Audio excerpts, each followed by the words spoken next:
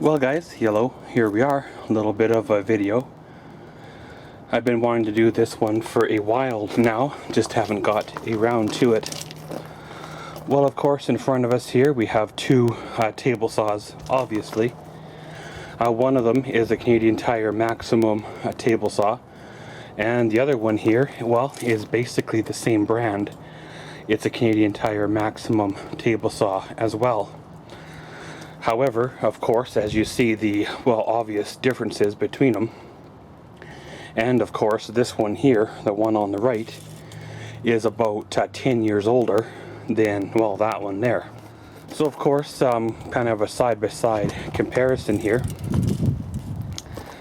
Well, pretty much, the table on this one here is, well, longer for the width, of course, but it's narrower for the, well, the front.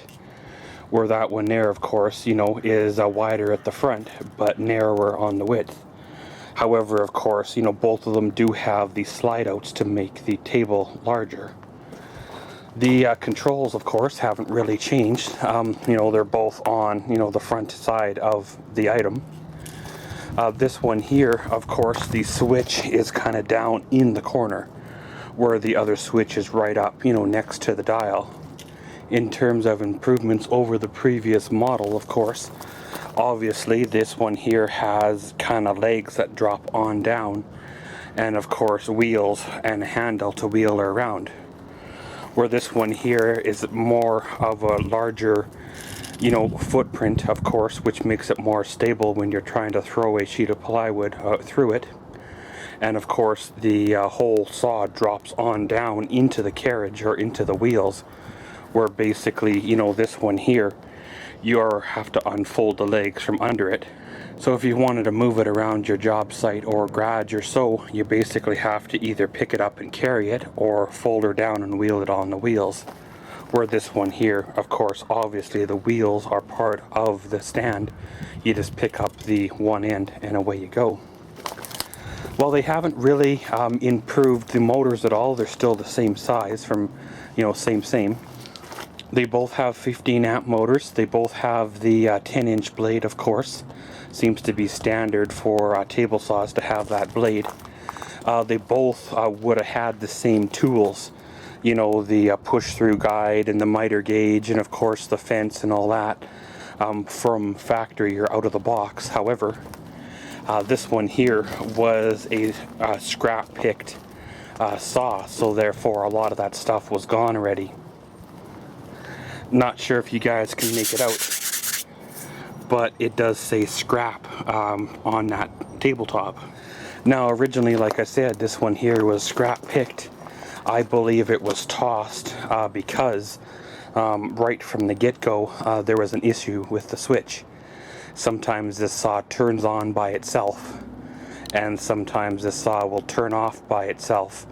A lot of times right halfway through a cut it'll shut itself off, and I've had it turn itself on when I've been adjusting the fence or lowering the blade. So this saw still does work. It's got me through a lot of projects, a lot of things. But there comes a time when you have to upgrade every tool, regardless of how well it works, especially when there's a safety issue present.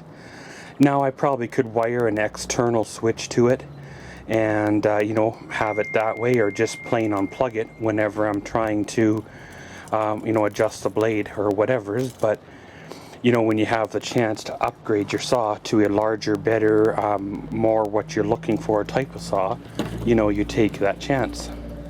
One thing I like about the new saw here is it really reminds me of a big box orange table saw that's like $200 more. It has the stance of the other saw, and it has a lot of the features of the other saw. Of course, the price reflects the difference. There are a few differences, of course, on this one here that are a cheaper quality, but hey, again, if you want top of the line quality, you'll buy a top of the line product.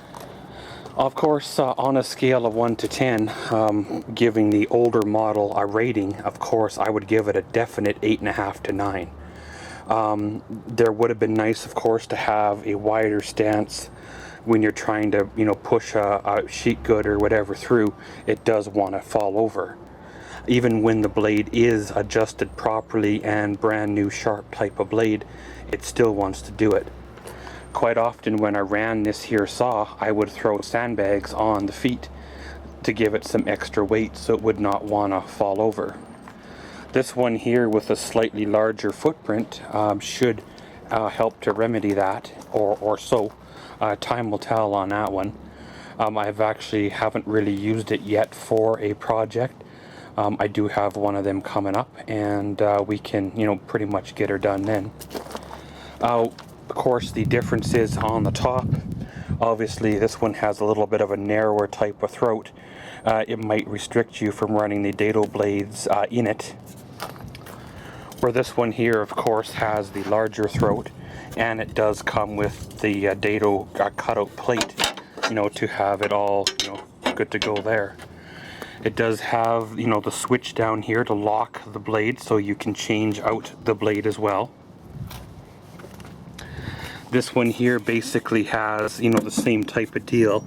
I don't remember there being a lockout for the blade on there, but this plate does come out if you undo a screw. And of course, they're basically the same type of construction. A plastic body dropped onto a metal frame, pretty much same. They're hard plastic wheels, the same foam type of grip on the handles. Really, like I said, it's just a newer redesign of the older table saw. And again, if you want professional grade, professional quality, professional tool to use in your home garage, you will pay the price to have a tool sitting there, 360 days out of the year. If anybody's out there wanting to buy one of these table saws, I would highly recommend the Canadian Tire Maximum table saw. There are other brands out there, or even other models of the Canadian Tire, saw, and I imagine they all have the same, base technology in them. There's not a lot of difference between this Maximum one and the one down from it, except, the Maximum one has the fold-up stand and a few things like that, where the one down from it is just the saw alone. And I noticed this year there's another model out that has a fold-up stand to it in the lower end as well. But pretty much, guys, this is just a brief look at the two Canadian Tire Maximum table saws. One obviously being the older generation saw, and the other one, of course, being this year's new generation table saw. And as always, thanks for watching Maxwell's World. Comment, subscribe, and enjoy.